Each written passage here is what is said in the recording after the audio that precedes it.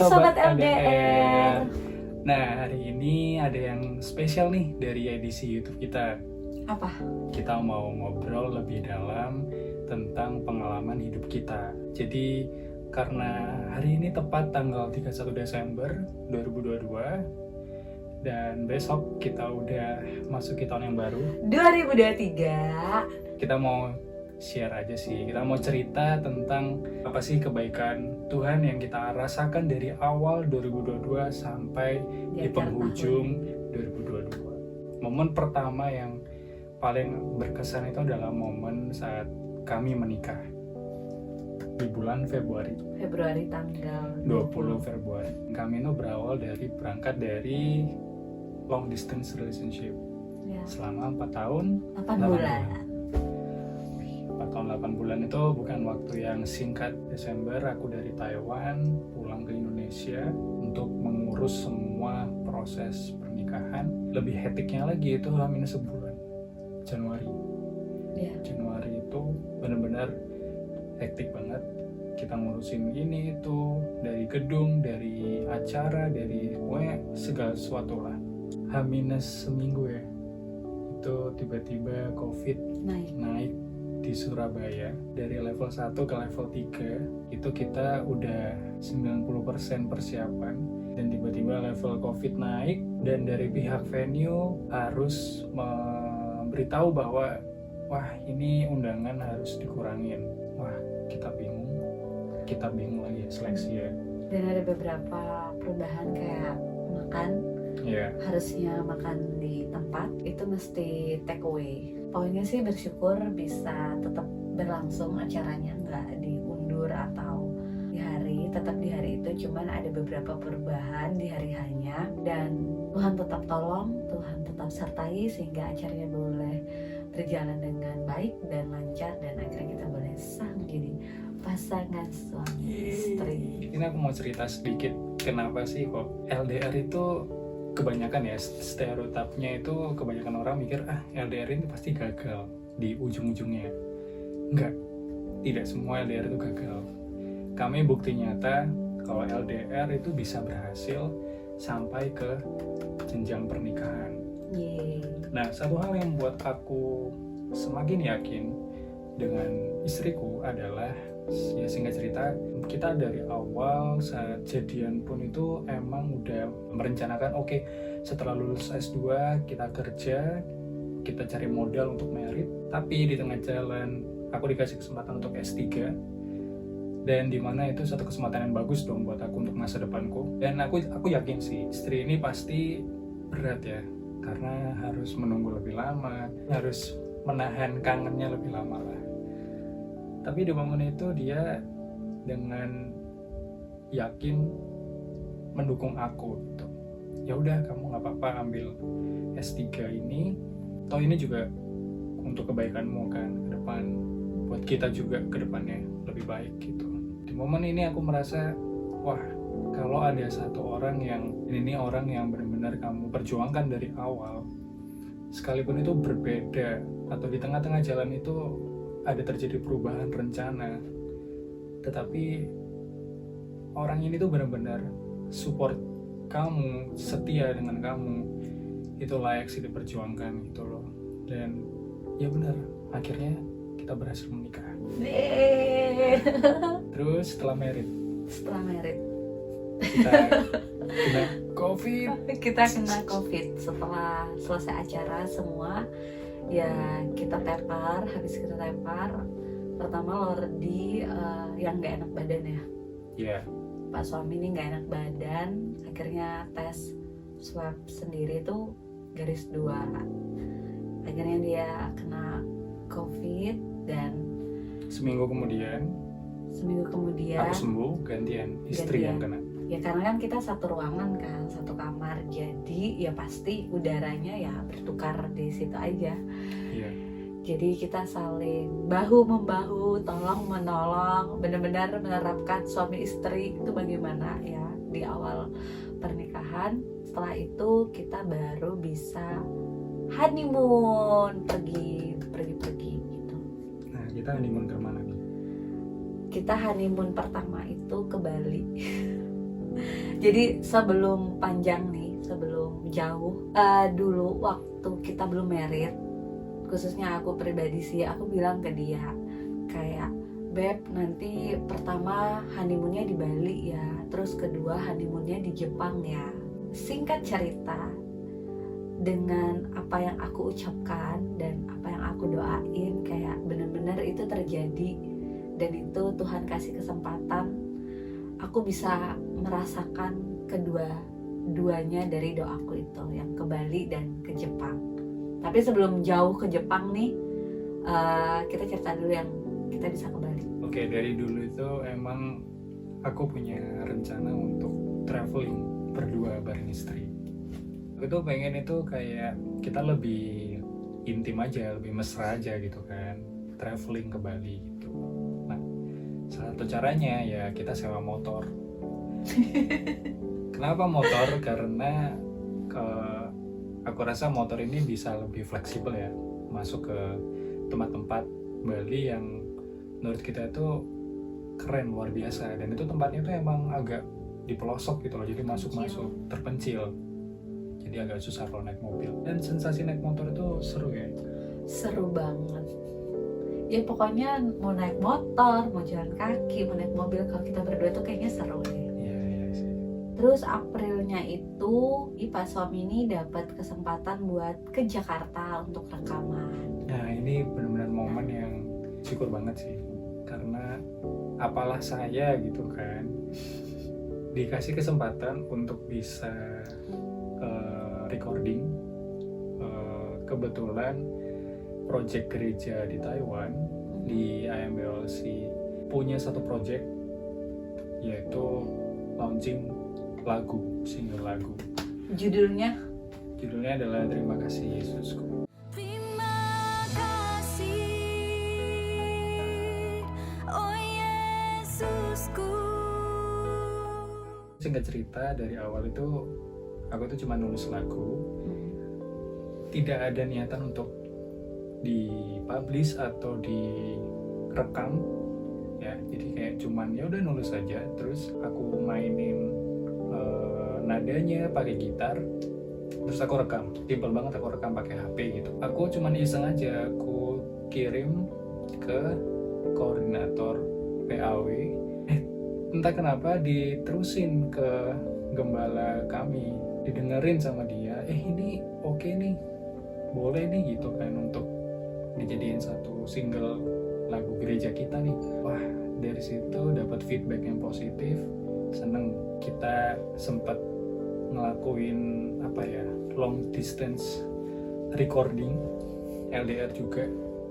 Tapi kebetulan aku dikasih kesempatan untuk recording di Jakarta bareng salah satu, ini keren sih kalau aku ceritain orangnya ini, dia super duper multi talent, dia bisa segala hal, termasuk dia bisa produser sebuah single lagu, namanya Cik Nina Sarisa.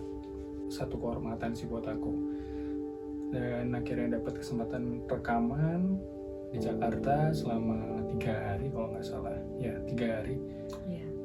Terus ya diajak keliling sama Cik Nina, keliling Jakarta, ya namanya orang desa ya, ke ibu kota gitu. Jadi wih keren melihat. baru pertama kali sih ke Jakarta. Pertama kali ke Jakarta. Wih keren sih, gedung-gedung tinggi, mall Story. segala macam, wah keren pokoknya. Story. Itulah pokoknya dari momen rekaman itu benar-benar ya pertama kali sih dapat kesempatan nulis lagu, terus bisa direkam, bisa memberi impact, menulis cerita tentang kebaikan Tuhan lewat lagu yang bisa didengarin oleh semua orang. Terus dari Jakarta kemana lagi? Habis dari Jakarta tuh bulan April ya. Jadi Maret itu kita ke Bali, April itu ke Jakarta. Nah, Mei itu pas Lebaran sepertinya kita ke Balikpapan, ke jadi rumah istri. ya ke kampung halamannya istri di Balikpapan. Jadi sebelumnya emang Lordi ini belum pernah ke Balikpapan, dan kita pertemuan keluarga itu semuanya by online karena COVID waktu itu nggak memungkinkan untuk ke rumah aku dulu gitu. Jadi semuanya kita by online. Jadi habis merit baru Lordi ke Balikpapan, kayak ke kampung halaman saya gitu. Iya, bersyukur sih kita, khususnya aku yang pertama kali Balikpapan, bertemu dengan keluarga besar di sana, luar biasa pengalamannya. Oke, next. Kita ke Taiwan, jadi tanggal 18 September kita berangkat ke Taiwan. Nah itu kan harus pakai visa ya guys. Sebelum kita buat visa, kita tuh udah beli tiket dulu di bulan Juni. Jadi kita beriman bahwa kita akan berangkat ke Taiwan. Gak tahu proses pengurusan visa bagaimana, intinya kita beli tiket dulu. Kita beriman bahwa kita akan berangkat nih ke Taiwan gitu. Jadi setelah beli tiket baru aku ngurus-ngurus segala administrasi persyaratan buat visa itu. Yang jelas pertama pindah KTP dulu, dari KTP Kalimantan Timur ke KTP Jawa Timur Surabaya, baru kita ngurus kakak dan segala macam persyaratan, terus cek medical. Itu juga deg-degan sih, cek medical, aduh gimana ya nih hasilnya, takut karena banget. pertama kali kan. Iya karena pertama kali bener-bener cek cek medical pertama kali. Terus habis itu pertama kali juga ke Taiwan nih gitu. Kalau dia kan udah ada ARC Taiwan, jadi kayak mungkin lebih mudah gitu dibanding aku. Ya pokoknya dari momen kita beriman sih, bayangin dari bulan Juni kita udah beli tiket, sedangkan kita belum tahu visa kita itu belum jadi, visa dia. Iya benar. Jadi yang mau kita highlight di sini adalah iman sih. Karena apa? Karena dari awal kita itu udah beriman gitu, udah pasti berangkat gitu kan. Dan kebetulan ada tiket murah, jadi ya kesempatannya kapan lagi gitu diambil. Jadi akhirnya kita beli tiket sekalipun visanya belum jadi. Pengen beriman pasti jadi. Dan proses 3 minggu lancar sih. Dari travel agentnya itu juga tidak ada koreksi, jadi semua berkas itu lolos, berhasil, dan akhirnya dikirim kembali ke Surabaya, visanya menjadi. Dari momen itu kita itu semakin yakin kalau Tuhan itu akan bekerja gitu loh. Karena kita udah menaruh iman kita, dan sisanya tuh ya sudah, biarkan Tuhan yang bekerja gitu kan. Jadi ya itu sih, dari momen itu membawa kita sampai ke hari ini, ke detik ini. Nah, kamu bisa ceritain sih ke Taiwan tuh pertama kali gimana saat nyampe, apa yang kamu rasain saat pertama kali datang ke Taiwan, secara singkat aja. Ya happy sih, karena ke Taiwan tuh merupakan pengalaman pertama aku ke luar negeri gitu. Jadi nggak pernah nyangka gitu bisa ke luar negeri gitu, dan bareng suami. Mungkin kalau dilihat secara manusia, biaya yang dibutuhkan tuh besar gitu ya, kayak nggak mungkin nih kan, butuh ini, harus bayar ini. Tapi kembali lagi, karena iman, karena kita berharap nih sama Tuhan kita yang pembuat mujizat, semua tuh tinggal di celing gitu, kayak ini loh kamu dikasih jalan, ini loh kamu dikasih kesempatan gitu. Jadi emang sesuatu yang luar biasa banget, dan momen yang nggak bakal dilupain. Jadi benar-benar happy, excited, dan di situ aku juga buat kayak vlog gitu ya, buat video, buat mengabadikan setiap momen aku berada di sana. Tapi emang ada beberapa karantina yang harus kita jalani ya waktu itu.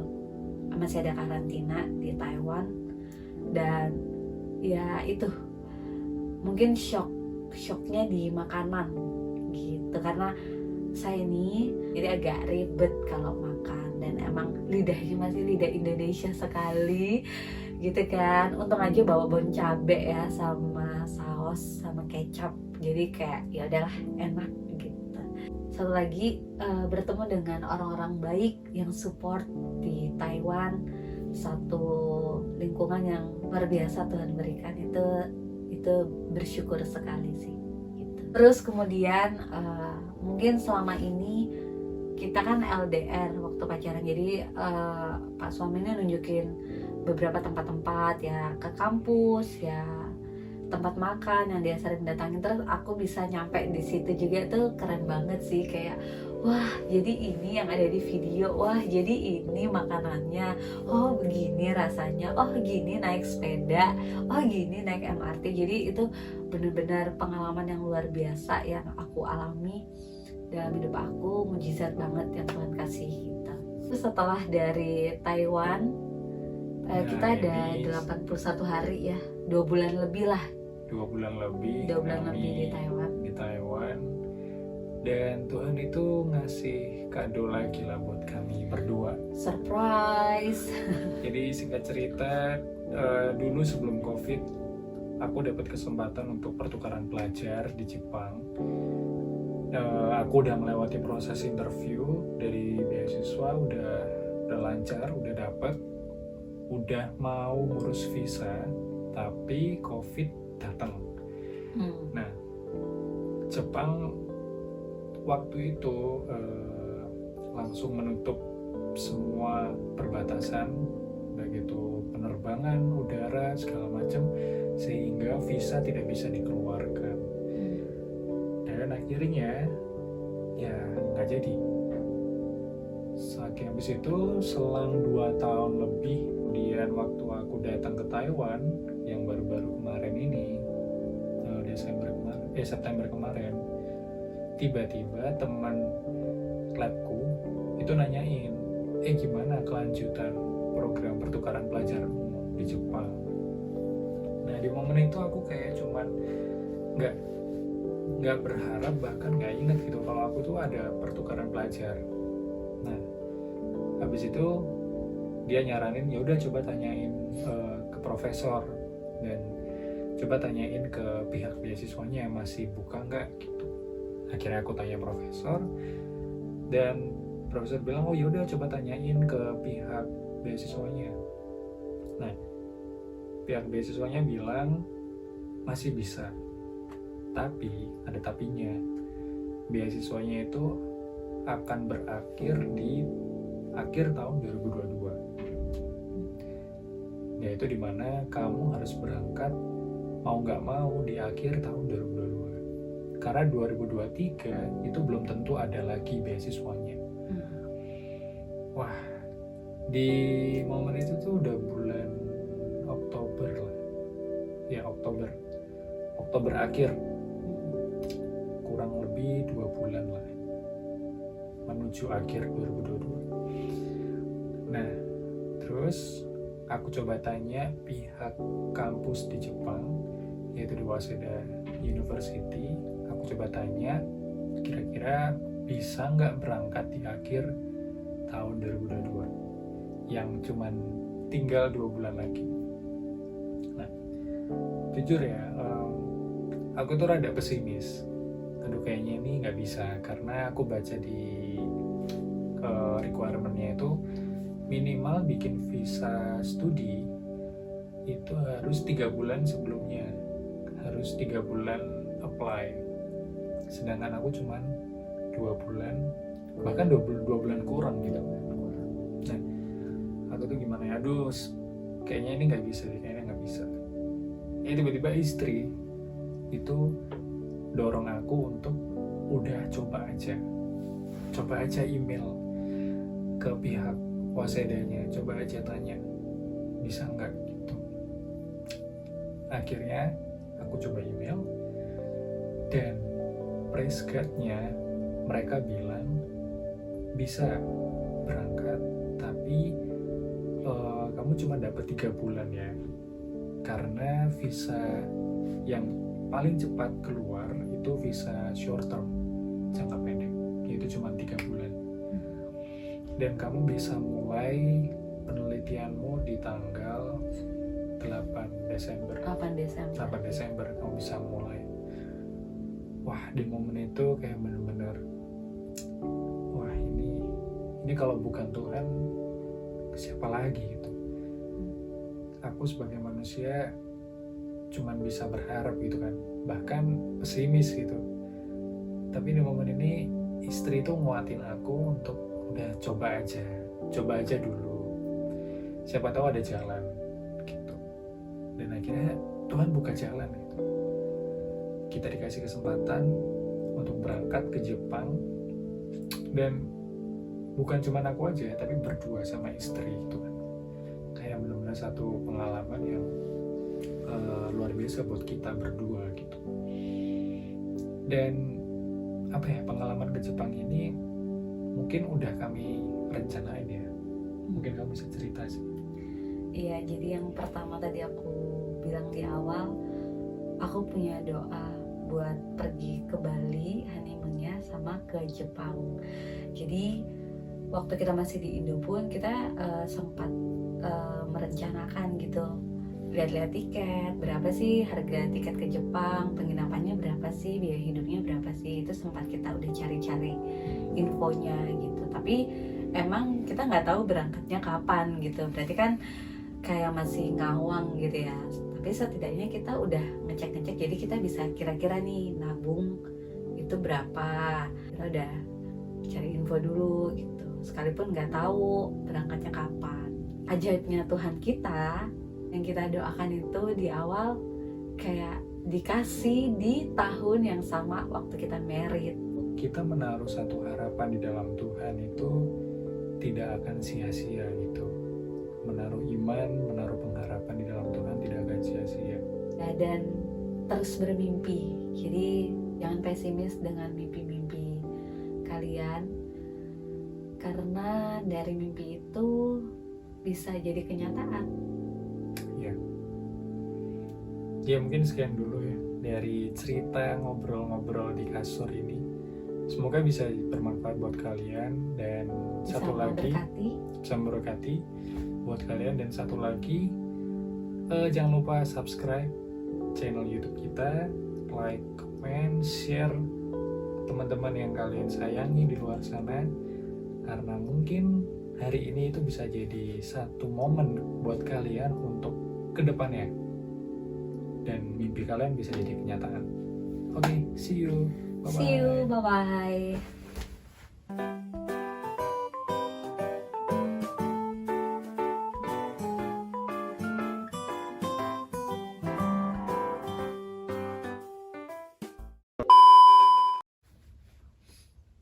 Ini, hai sobat LDR.